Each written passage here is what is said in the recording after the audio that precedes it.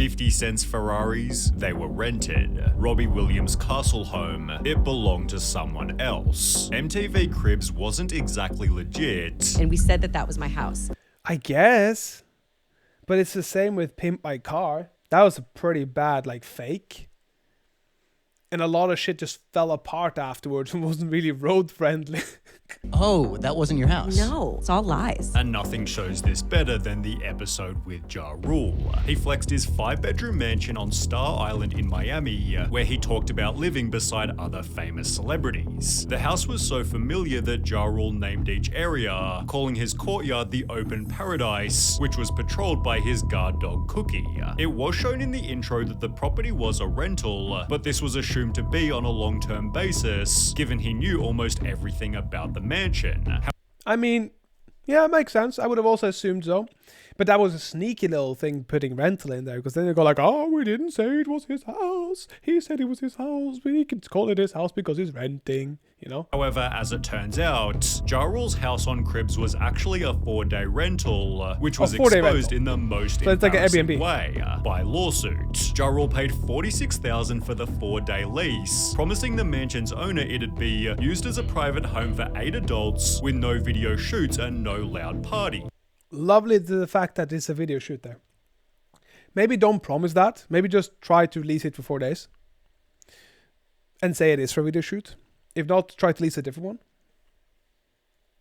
It's not that difficult, You don't have to. You don't have to lie for clout. I don't get it. Why can't you just live in a fucking normal house? Oh, because then MTV Cribs doesn't want to go there. I get it. But what about a nice house with loads of cool shit inside?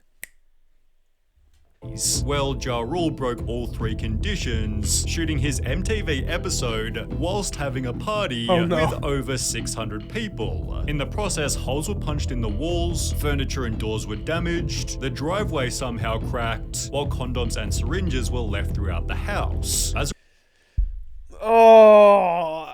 That little end there was like a little spice on the spice on the top of the cake, the condoms and syringes. As a result, Ja Rule and MTV were sued for $1 million, but at least it looked like a house that Ja Rule would live in, as the Yin Yang Twins' crib was laughably out of character. The Atlanta gangster rapping duo opened the door revealing the most suburban house, filled with fish tanks sailing. That's what we're talking about, but not this shit inside, At least change some of the furniture out, put some Glocks or something on the wall and some and some Wu-Tang Clan albums and some LPs and chugga, something that makes it look a bit better. This the quickly morphs from MTV Cribs to MTV Cringe. Yeah, that's exactly what it feels like. Boats and sea-related artwork. We waving like the sea. We decorated this ourselves now. That mansion was definitely decorated by some old white people, not the Yin Yang Twins. This is clearly just a random old white guy's house that likes to fish and likes boats. They'd even argue over where they bought appliances and had to improvise names for each of the fish. You can tell the Yin Yang Twins have never been in that house. You could have just said, yo, we don't name our fish, you know what I mean? Like, a fish gonna die, whenever a fish gonna die, it don't matter to me, I might as well the fish, because the fish ain't matter to me, but I do love feeding the fish, I like seeing the go bloop bloop on the water, Something better than, that's Fifi, that's Tyrone, that's Chanterelle, and that's Cristal with a K. It seemed they at least owned the vehicles at the end, as the cars displayed by Bow Wow were rented for the show. Who is Bow Wow? He was just 18 years old during his first Cribs appearance, but despite having starred in some high-profile movies, it seemed unrealistic that he could afford a 6-bedroom mansion and a fleet of luxury cars. With his name airbrushed above his bed, it seemed as though Bow Wow at least owned the house, although the luxury vehicles were a little more suspicious, because 2 years later he'd go on the show again, during which a viewer made an observation. We had MTV Cribs running in the background and watched 21-year-old Bow Wow show off his bachelor pad in Miami, along with his pimped out Bentley, Lamborghini and Cadillac Escalade. But then we noticed the word prestige at the bottom of all 3 cars. Oh no, it's a rental company. It's a rental company.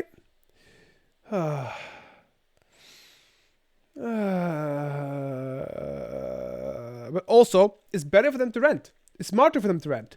If they bought all those things, at least they would be a depreciating asset rather than a rental for a few days.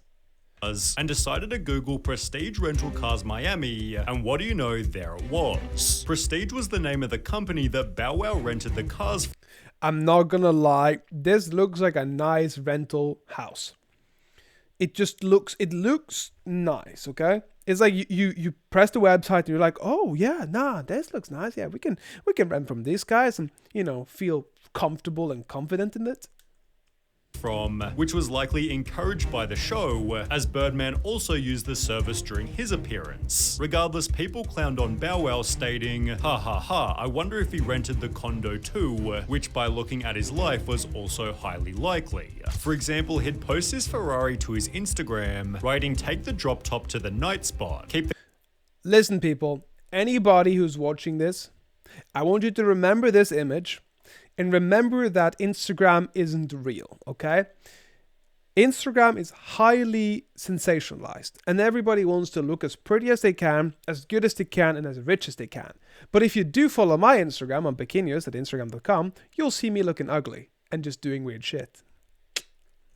He'd post his Ferrari to his Instagram, writing, take the drop top to the night spot. Keep the California in California. We went hard tonight, Grammy weekend, which was then reposted by a car rental company who accidentally exposed our good friend Bow Wow pulling up to the Grammys with our Ferrari California. 1 year later, it was exposed for flexing a rented Hollywood mansion, but the worst example was in 2017 when he'd post this to his Instagram. See, I don't understand these people. They have so much money that they can rent $42,000 just for a mansion in a few days, right? $42,000 just for a few days. You know what? You could have purchased a $400,000 home. You could have lived in that home, and you could afford a mansion sooner or later. Like, how stupid are you? Let's see what this is. We got some nice stuff here written. Bow Wow on Instagram. We're Bow Wow in real life, okay? Travel day. New York City. Press run for glowing up. Hip hop. Let's go! I promise you. I bring all the hottest show ever. 25 on WeTV. Cool. We got this one. And now we're going to check him in real life, baby. So this guy, Lil Bow Wow, is on my flight to New York, but on Instagram, he posted a picture of a private jet caption, traveling to NY today, shaking my head. What did we say? Don't believe all the Instagram and Twitter says. These guys are pretty gay. He showed the private jet he was that's exactly what's being showing now. Taking to his concert. Yet the very same day, this Snapchat went viral. So this guy, Lil Bow Wow, is on my flight to NY. But on Instagram, he posted a picture of a private jet caption, traveling to NY today. Shaking my head. Turns out Bow Wow's picture of his private jet had been taken from a limo company's website, prompting people to dig even deeper, discovering he'd done this on more than one occasion. Oh no. It seems his MTV Cribs episode led to years and years of faking luxury, but as mentioned in Bow Wow's expose, 50 Cent had done a similar thing. The thing is, I kind of like Fiddy, okay? Fiddy is funny. Every time Fiddy does something, he knows what he's doing. He's a sneaky cunt. He's not gonna buy something to show it off. He's like, yeah, I know what I'm doing. And then he does it with a smile, like, yeah, I know what I'm doing. Like, he's you know what? I can't do it. I can't say anything. 50 Cent's episode was the definition of excess. He showed his 19-bedroom, 35-bathroom mansion, which included a squash court, movie theater, recording studio, and its very own nightclub. Equally impressive was his car collection, which included 4 different rare collectible Ferraris, leading him to state, I know you ain't see these before when you was watching Cribs because everybody ain't got these. Yet it seems 50 Cent didn't have them either. Each Ferrari had little numbers on their window. You know what? The problem is he might have even said it on purpose because anybody ain't got these. Like, I don't know either. Is a rental? Shields, leading to a forum post reading. If you notice the small white numbers in the top left-hand corner of the windshields on the F50 and Enzo, those are the numbers of the cars that were in the Hartford Concorso parade, which was confirmed when the user posted these photos. Another forum member added, it's pretty obvious that they aren't his, because it's a known fact that there's only one yellow Enzo in CT, which was owned by a pretty well-known hedge fund manager. Well, someone else then officially confirmed. The Ferraris are unfortunately not 50 cents. He invited my friend over to his house for this, and my friend let him use his cars for the episode, and they were filming some music videos that day as well. The Enzo F50 and 599 all belong to one owner. Jesus Christ, that owner's gotta be rich. He's got all the money in there. He's got all the single ladies. All the single ladies. I mean, I guess Beyonce. I don't understand it. Why did Beyonce sing about all the single ladies when she's not even single? All the single ladies. All the women who run the world. Girls who runs the world. Girls. And then she's with a more successful man. Why isn't she with a less successful man so she can feel more powerful then? I don't get it. There's not many more successful men. She could have chosen anybody, but she chose the more successful one. When 50 Cent later filed for bankruptcy, he'd admit the cars were rented. He'd instead pay off debts by selling his mansion, therefore joining the likes of JoJo, who admitted to doing MTV Cribs while she was actually homeless. JoJo showed MTV through her Cape Cod vacation home, where she supposedly loved spending her summers. It was therefore a little weird that she'd invite her extended family, but she'd reveal the reason for this exactly 10 years later. JoJo was asked about the Also note how the owner of the luxury car is not flexing on a TV show and has the value their privacy. Yep, 100%. That's the thing. But also, if you're a public figure, especially in the rap community and stuff, you kind of want to flex. I'm not saying it's a good thing, but I'm saying that's the world. And I've noticed recently there's a lot of rappers that's flexing with fake jewelry on purpose. And they say, this is fake, this is like a cubic zirconium. I don't give a shit anymore. Like, it's too much money being put in there for me to put it down just for the housekeeper to steal it. So it makes a lot of sense to do what they're doing now, rather than what they used to do constantly. Episode in a Huffington Post interview, to which she'd respond it was so ridiculous. The thing is, we didn't have a home at that point. My mum and I were living out of suitcases and were mostly in hotels. So that was actually my uncle's house on the Cape. That wasn't my house, that wasn't my stuff. I should have balled hard and been like, welcome to my crib, look at how luxurious it is, and I should have rented out a place. But no, I just used my uncle's crib. JoJo further clarified. So we went to the Cape, which I've never been to the Cape. I never go to the Cape, and we said that was my house. Oh, that wasn't your house? No, that was not my house. We brought in some Who is JoJo? This is JoJo. Okay, she was a musician. She got 2.9 million followers, so she's fairly successful. Yeah, neither of us remember. That's a pretty big thing. Let's see if we can find her song. Leave, Get Out, 4.5 million. Too Little, Too Late. Baby, It's You. Okay, let's try these two songs. In the comment section, if you remember who JoJo was, please tell me. Items that I had. It's all lies. Should also answer the question, why even bother doing the episode then?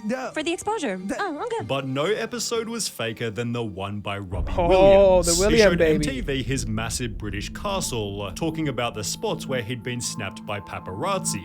He then shows his group of friends before making a joke. I don't really know these people, but what I do is I actually phone Rent-A-Friend. But apparently he'd also phoned Rent-A-Castle. You see, the building was so big that people recognized it as the famous St. Catherine's Court, which was owned by someone else completely.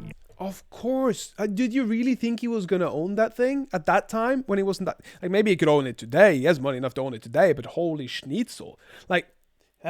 Jane Seymour. She had no idea that Robbie ever went there or that he'd hired a fake butler to help out with the shoot. It wouldn't be until 17 years later that Robbie finally admitted, we didn't let Jane know that I was gonna pretend it was my house. And because I was 23 and full of spunk, I didn't even consider other people's thoughts or feelings. You really use the age card.